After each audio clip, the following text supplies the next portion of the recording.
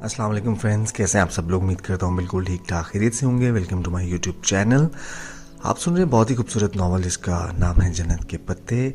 निमर अहमद का लिखा हुआ खूबसूरत नावल, इसकी 15वीं किस्त लेके आपकी खिदमत में हाजिर हुए। उम्मीद करते हैं ये एपिसोड भी आपको पसंद आएगी।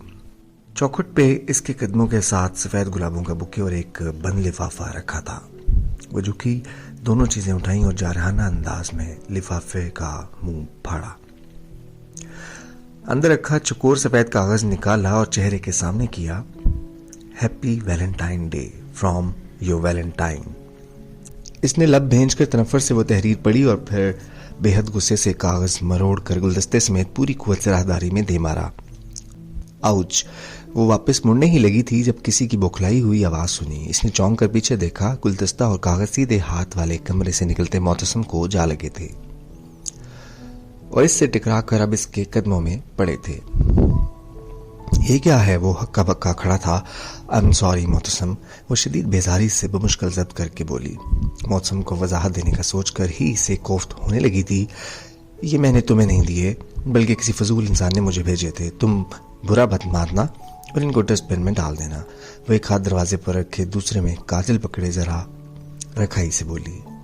मौसम ने झुककर वो कागज उठाया और सीधे होते हुए इसकी शक्लें दुरुस्त करके चेहरे के सामने किया।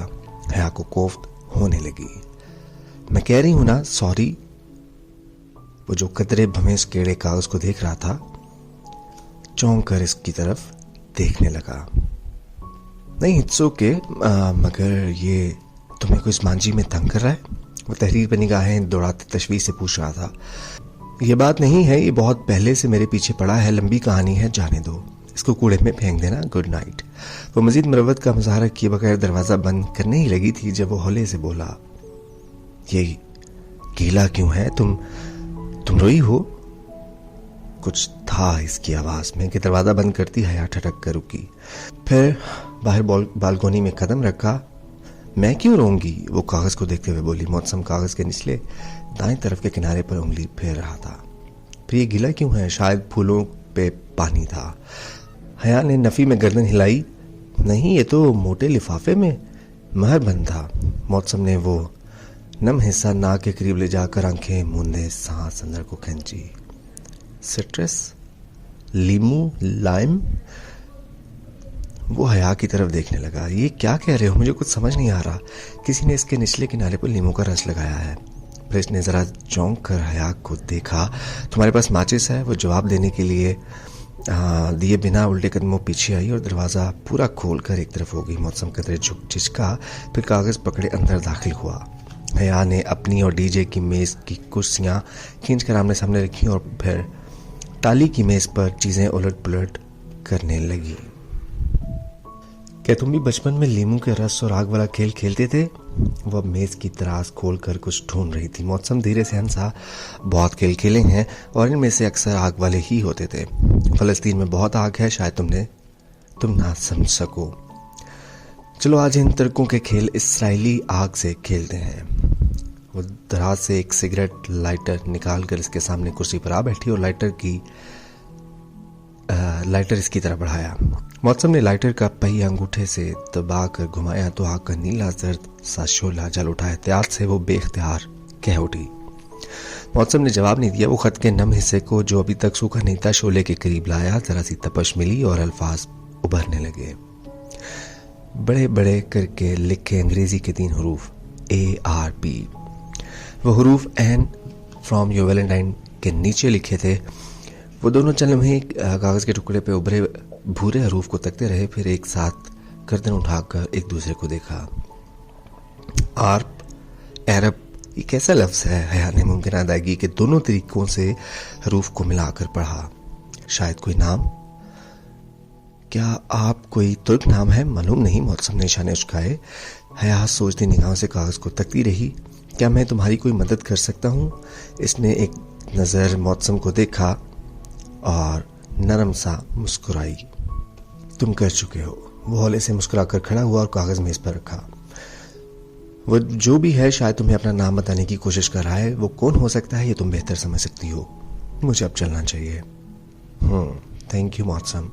मौसम ने जरा सी सर को जुम्बिश दी और बाहर निकल गया। दरवाजे का कैचर सुस्त रवि से वापस चौखट तक जाने लगा। हयात चंद लम्हे मेज पर रखे किनारे से भुरे हुए कागज को देखती गई। फिर बेख्तियार किसी बेगांकी अमल के तहत इसने हाथ में पकड़ी काजल की सिलाई को सीधा किया और बाएं हथेली की पुष्प पे वो 3 हरूफ उतारे, ARP। दरवाजा चौखट के साथ लगने ही वाला था। जरा सी दर से बाहर राहदारी में गिरा गुलदस्ता दिखाई दे रहा था। 1-2 पल मजीद गुजरे और जोरदार ठाक की आवाज के साथ दरवाजा बंद हो गया। वो अपनी हथेली की पुष्प पर स्याह रंग में लिखे वो 3 अल्फाज को देख रही थी, ARP। इसने ऊपर बने कैबिनेट का दरवाजा खोला। चंद डब्बे उलट किए। निचले खाने में सुर्ख मिर्चों का डब्बा नहीं था। वेड़ियां उठाकर जरा सी ऊंची हुई और ऊपर वाले खाने में झांका। वहां सामने एक प्लास्टिक के बेरंग डब्बे में सुर्ख पाउडर रखा नजर आ रहा था। इसने डब्बा निकाला और काउंटर की तरफ आई। वहां डीजे खड़ी स्लेब पर कटिंग बोर्ड के ऊपर प्याज रखे खटाखट काट रही थी। इसकी आंखों से आंसू गिर रहे थे। बिरयानी की मिकदार ज्यादा है, 4 सुर्ख मिर्चें डाल देती हूँ, शायद जरा सा जायका आ जाए। ठीक है ना? वो खुद गुलामी के अंदाज में कहती टोकरी से छोटा चम्मच ढूंढने लगी। हाँ ठीक है, डीजे ने बी की आंखें ऊपर उठाकर इसे देखते हुए रंदी आवाज में कहा और आस्तीन से आंखें रगड़ी। हया अब डब्बे से चम्मच भर भर कर धुएं उड़ाते पतीले में डाल रही थी। बालों का ढीला सा जूड़ा इसके पीछे गर्दन पर झूल रहा था। सादा शलवार कमीज पर वो ढीला ढाला सा सब्ज सूट पहने हुए थी जिसकी आस्तीनें इसने कोहनियों तक मोड़ रखी थी। दुपट्टा एक तरफ दरवाजे पर लटका था और चंद लटें जूड़े से निकलकर चेहरे की अतराफ में लटक रही थी। कोष में चमचा हिलाती वो बहुत मसरूफ लग रही थी। वो दोनों इस वक्त अंजम बाजी के किचन में मौजूद थी। सुबह अंजम बाजी डीजे को डाइनिंग हॉल में मिली तो शाम अपने घर खाने की दावत दे डाली, जो कि डीजे ने कहकर कबूल कर ली कि वो और हया मिलकर बिरयानी बनाएंगी। अब सरे शाम ही दोनों हाले खुली अंजम बाजी के अपार्टमेंट में आ गई थी। एक बेडरूम लाउंज और किचन पर मुश्तमिल वो छोटा मगर बेहद नफीस और सरीके से सजा अपार्टमेंट था। हाले को उन्होंने लाउंज में अंजम बाजी के साथ बैठे रहने दिया और खुद किचन में आकर काम में मसरूफ हो गई। ये पेंटिंग जवेद जी लाए थे इंडिया से। अंदर लाउंज में अंजम बाजी के हाले को मुतला करती आवाज आ रही थी, डीजे ये जवेद जी क्या है? इसने कदरे उलझ कर पूछा। इनका मतलब है जावेद जी, इनके हस्बैंड। डीजे ने सरखुशी की तो वो ओह कहकर मुस्कुराहट दबाती पलटकर उबलते चावलों को देखने लगी। जिस वक्त अंजम बाजी और हाले किचन में दाखिल हुई, हया पतीले का ढक्कन एहतियात से बंद कर रही थी। आहट पे पलटी और मुस्कुराई। बस दम दे रही हूँ, बहुत खराब हो तुम दोनों, मुझे उठने ही नहीं दिया। बस अब आपको खाने के वक्त ही उठाना था।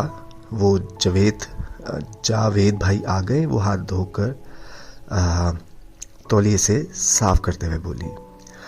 डीजे का सलाद अभी तक मुकम्मल नहीं हुआ था। अब कहीं जाकर वो टमाटरों पर पहुंची थी। बस आने वाले हैं, लाओ ये सलाद तो मुझे बनाने दो। नहीं मैं कर लूँगी, थोड़ा सा रह गया है, डीजे ने बड़े बेफिक्री से कहा तो इसने इसे जदाती नज़रों से घूरा। आपने इस थोड़े में भी सुबह कर देनी है, लाओ मुझे दो और प्लेटें लगाओ। इसने टमाटर और छुरी डीजे के हाथ से ले ली। हालिया खुद नहायत फुर्ती से सारा फैलावा समेटने लगी थी। वो मैले बर्तन अब सिंक में जमा कर रही थी। वो इन कभी कभी काम करने वाली दोनों पाकिस्तानी लड़कियों की निस्बत बहुत तेजी से हाथ चला रही थी। डीजे कैबिनेट से प्लेटें निकालने लगी और अंजुम बाजी रायता बनाने लगी। हया ने टमाटर को कटिंग बोर्ड पर बाएं हाथ से पकड़ कर रखा और छुरी रखकर दबाई। दूसरे 2 सुर्ख टुकड़े अलग अलग हो गए। जरा सा सुर्ख रस इसके बाएं हथेली की पुष्प पर बह गया जहां काजल से लिखे 3 मिटे मिटे से हरूफ थे, ARP। वो 2-3 रोज से इसी ARP के मुतालिक सोचे जा रही थी। अब भी खुद सोचकर इसने गर्दन उठाई। अंजुम बाजी दही को कांटे से फेंटे। अंजुम बाजी ने हाथ रोककर इसे देखा। आपने किसी अरब के मुतालिक सुना है? अरब? अंजुम बाजी ने हैरत भरी उलझन से दोहराया। जी अरब, ARP। इसने वजाहत के लिए हिजे करके बताया। ओह नॉट अगेन हया। हाले जो सिंह के आगे खड़ी थी कदरे उताकर पलटी। इसके हाथ में झाग भरा स्पंज था जिसे वो प्लेट पे मल रही थी। तुम फिर वही मौजू लेकर बैठ गई हो। इसके अंदाज में खफकी भरा एहतजाज था। मगर हाले अब के वो उलझी थी। ये मौजू तो इसने अभी तक हाले के साथ डिस्कस ही नहीं किया था। मैंने कहा था ना ये सब बेकार की बातें हैं, मगर मैंने पूछा ही क्या था? ARP अब्दुल रहमान पाशा और कौन? मैंने बताया था ना कि घरेलू औरतों के अफसाने से ज़्यादा कुछ नहीं है। ये इस्तांबुल है, यहाँ कानून का राज है, माफिया का नहीं। अब इसके बाद मैं इस मौजू पे कुछ नहीं सुनूंगी। हाले अब पलट कर झाग से भरी प्लेट को पानी से खंगाल रही थी और वो हैरतों के समंदर में घिरी खड़ी थी। ARP, Abdurrahman Pasha. ओह, ये ख्याल इसे पहले क्यों नहीं आया? ओके, वो बाज़ाहिर सर झुकाए टमाटर काटने लगी, मगर इसके जहन में बहुत से ख्याल गुटमट हो रहे थे। हाले और जहान दोनों एक जैसे थे और अपने इस्तांबुल के दिफा के लिए कभी भी कुछ भी नहीं कहेंगे। इसे यकीन था, मगर किसी के पास तो कुछ कहने के लिए होगा और इस किसी को ढूंढना था। वो मेज़ लगा रही थी जब जावेद भाई आ गए। वो भी PhD कर रहे थे और सुबानजी में पढ़ाते भी थे। बेहद मिलनसार, सादा और खुश इखलाक से देसी मर्द थे। पुराने पाकिस्तानी ड्रामों के शौकीन और परस्तार। टीवी के साथ रैक में अनकही तन्हाइयाँ, धूप, किनारे, आंगन टेढ़ा, अलिफ नून समेत बहुत से क्लासिक ड्रामों की DVDs किताब में सजी थी। इन दोनों मियाँ बीवी का एक दूसरे के लिए तर्ज तखातुब बहुत दिलचस्प था। जावेद जी और अंजू जी। इसे बहुत हंसी आई। बाकी तीनों किचन में थीं। जब हया पानी रखने मेज़ पर आई तो जावेद भाई को तन्हा बैठे पाया। वो किसी किताब की वर्कगर्दानी कर रहे थे। जावेद भाई, वो गड़बड़ा कर तस्दीक कर दी। इनके सामने कुर्सी खींच कर बैठी और मुताद निगाहों से किचन के दरवाजे को देखा। एक बात पूछनी थी आपसे। जी पूछिए। वो फौरन किताब रखकर सीधे होकर बैठ गए। इस्तांबुल में एक इंडियन मुस्लिम रहता है, अब्दुर्रहमान पाशा नाम का। आप इसे जानते हैं। वो मोहतात सी कुर्सी के किनारे टिकी बोलते हुए बार बार किचन के दरवाजे को भी देखती रही। कौन पाशा? वो बेवक अदा वाला? और हया को लगा इसे इसके जवाब मिलने वाले हैं। जी वही, वो खासा मशहूर है। हाँ, सुना तो मैंने भी है। बेवक अदा में इसका काफ़ी होल्ड है। वो माल इंपोर्ट एक्सपोर्ट करता है। क्या वो माफिया का बंदा है? असला स्मगल करता है? एक प्रोफेसर को माफिया के बारे में क्या मालूम होगा हया जी? वो खसियाहट से मुस्कुराए। यानी वो वाकई माफिया का बंदा है और आपको मालूम भी है, मगर आप एतराफ़ नहीं करना चाह रहे। इसने अंधेरे में तीर चलाना चाहा। मैं ठीक से कुछ नहीं जानता। उन्होंने सादगी से हथियार डाल दिए। दफ्तर किचन से अंजुम हाजी की चीख बुलंद हुई, जो कुर्सी किनारे पर टिकी थी। घबरा उठी और किचन की तरफ लपकी। क्या हुआ? अंजुम हाजी सुर्ख बबो का चेहरा और आंखों में पानी लिए खड़ी थी। उनके हाथ में खाली चमचा था। मिर्चें, इतनी मिर्चें हया? नहीं, ये तुर्की की मिर्चें फीकी होती हैं, तो मैंने सिर्फ 4 चमचे। इनकी आंखें फैल गईं। तुर्की की नहीं, खालिस मुंबई की मिर्चें हैं। मैं सारे मसाले वहीं से लाती हूँ। ओह नहीं, इसने बेख्तियार दिल पे हाथ रखा जबकि डीजे हंस हंस कर दोहरी हो रही थी।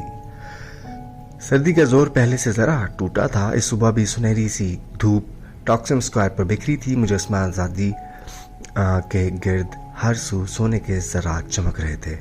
वो दोनों सुस्त रवि से सड़क के किनारे चले जा रही थीं जब डीजे ने पूछा, हया, ये टॉक्सिम नाम कितने मज़े का है ना? इसका मतलब क्या हुआ भला? मैं शहर की मेयर हूँ, जो मुझे पता होगा। नहीं, वो मेरी गाइड बुक में लिखा था कि टॉक्सिम अरबी का लफ्ज़ है और इसके मायने शायद बांटने के हैं, क्योंकि यहाँ से नहरें निकल कर सारे शहर में बढ़ जाती हैं। तुम्हें अरबी आती है? इसलिए पूछ रही हूँ। अरबी में तो टॉक्सिम नाम का कोई लफ्ज़ नहीं है और अरबी में बांटने को तकसीम कहते हैं। वो एकदम रुकी और बेख्तियार सर पर हाथ मारा। ओह, टॉक्सिम यानी तकसीम। अगर गोरों की तरह मुंह टेढ़ा करके पढ़ो तो तकसीम, ताकसिम या टॉक्सिम बन जाता है। टॉक्सिम, वाओ। वो दोनों इस बात पर खूब हंसती हुई आगे बढ़ने लगी। वो शॉपिंग के इरादे से आज इस्तिकलाल स्ट्रीट की तरफ आई थी। इस्तिकलाल स्ट्रीट टॉक्सिम के करीब से निकलने वाली एक लंबी सी गली थी और वो गली दोनों तरफ से कदीम आर्किटेक्चर वाली ऊंची इमारतों से घिरी थी। गली बेहद लंबी थी। वहाँ इंसानों को एक रश हमेशा चलता हुआ दिखाई दे रहा होता था। बहुत से सामने जा रहे होते और बहुत से आपकी तरफ आ रहे होते। हर शख्स अपनी धुन में तेज तेज कदम उठा रहा होता। गली के दरमियान में एक पटरी बनी थी जिसमें एक तारीखी सुर्ख रंग का छोटा सा ट्राम चलता। वो पैदल इंसान की रफ्तार से दुगनी रफ्तार से चलता और गली के एक सिरे से दूसरी तक पहुंचा देता। वहाँ दोनों तरफ में दुकानों के चमकते शीशे और ऊपर कमकमे लगे थे। बाजार, night clubs, restaurants, coffee shops, designs वगैरह बहुत कुछ, हर ब्रांड की दुकानें मौजूद थीं। चंद रोज़ पहले वो इधर आई तो सिर्फ विंडो शॉपिंग में ही 2.5 घंटे गुजर गए और तब वो इस्तिकलाल के दरमियान पहुंची थी। सुता कर वापस हो लीं। हया, तुमने देखा इस्तिकलाल स्ट्रीट जैसे मॉडर्न इलाके में भी हर थोड़ी दूर बाद प्रेयर हॉल ज़रूर है।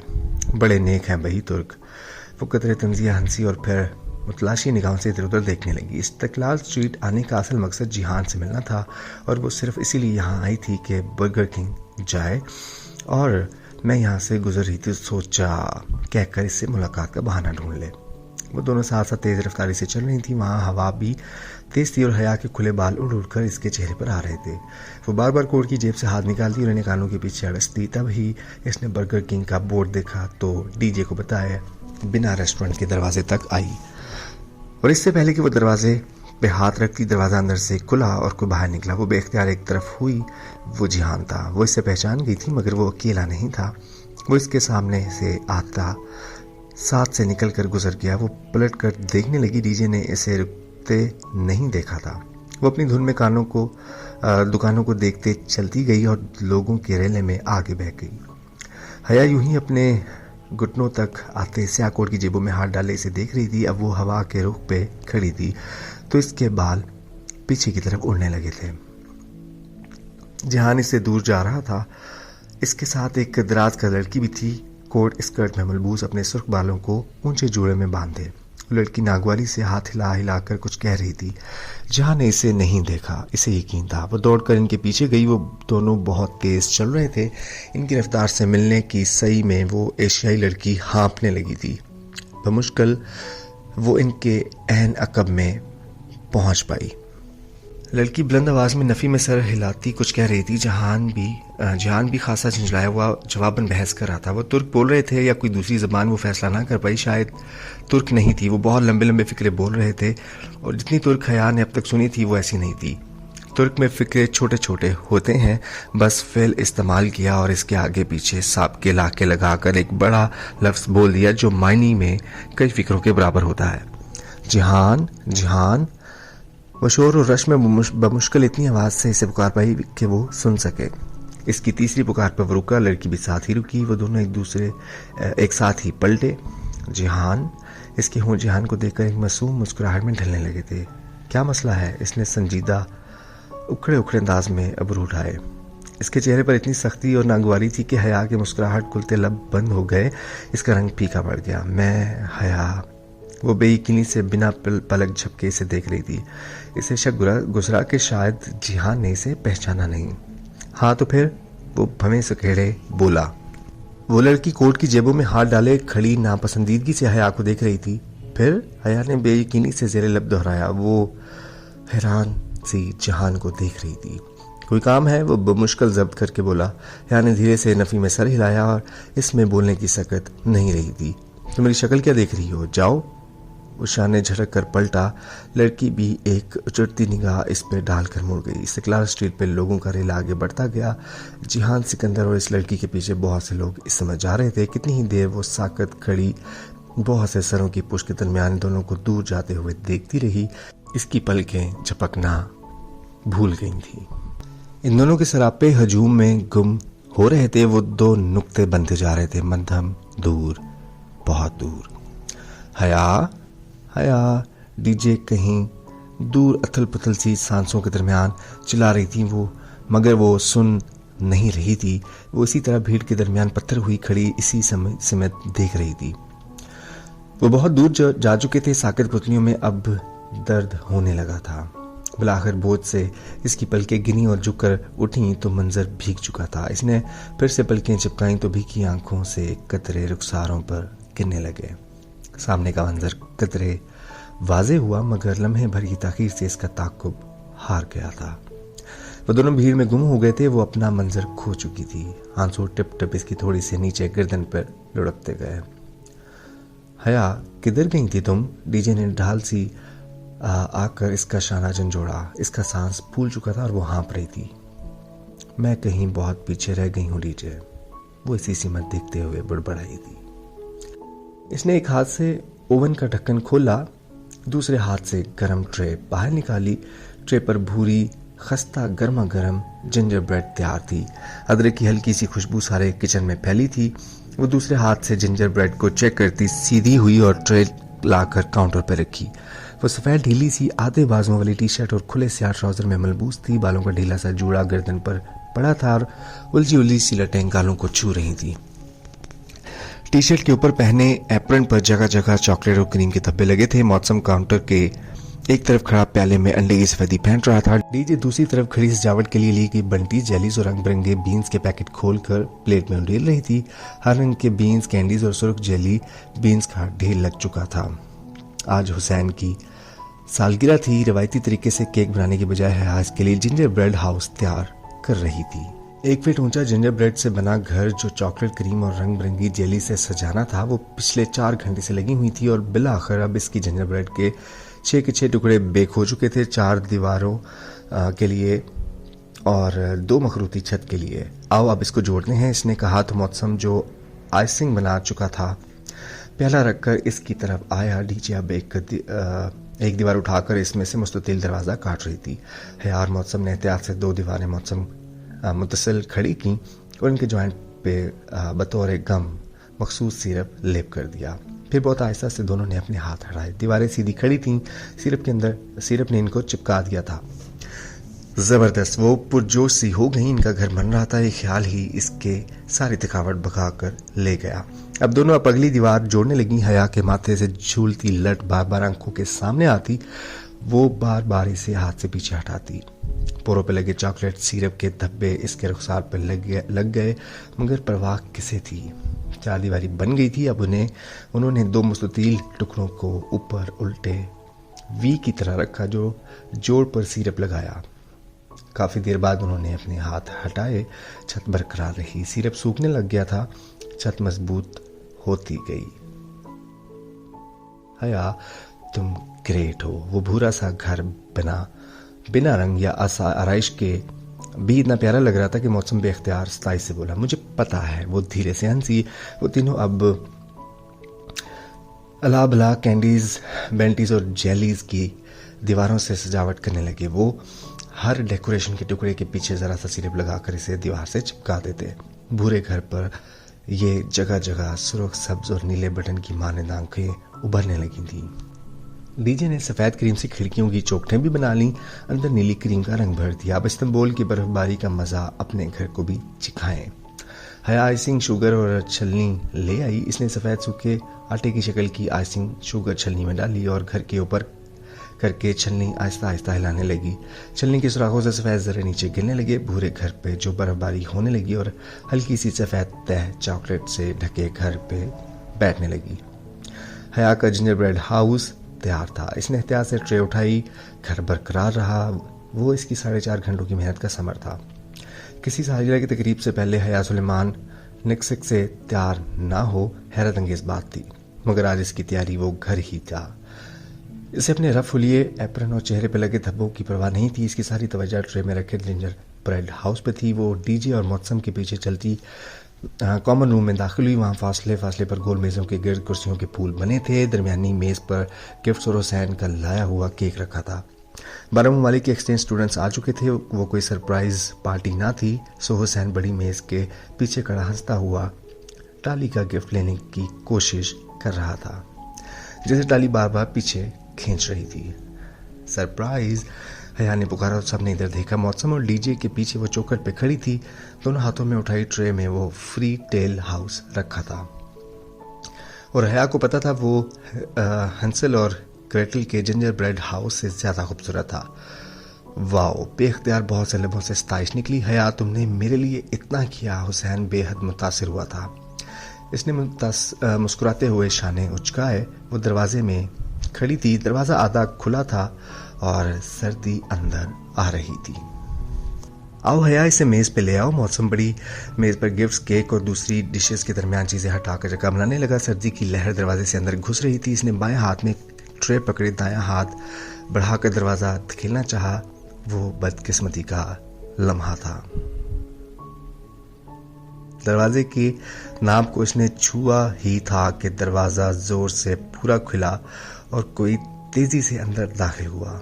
आज तक के लिए इतना ही। अगली एपिसोड सुनने के लिए हमारा चैनल सब्सक्राइब कीजिए। मिलते हैं अगली एपिसोड में। अपना ख्याल रखिएगा। अल्लाह हाफ़िज़।